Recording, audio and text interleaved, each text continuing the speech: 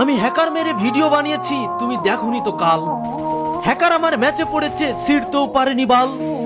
এত বছর গেম খেলে আমার নাই তো কোনো অর্জন, তাই তো আমি বই লিখেছি হ্যাকার মারার গর্জন। চুদলিং পং, পৃষ্ঠা নম্বর 12.5। 옥들이 시인의 조개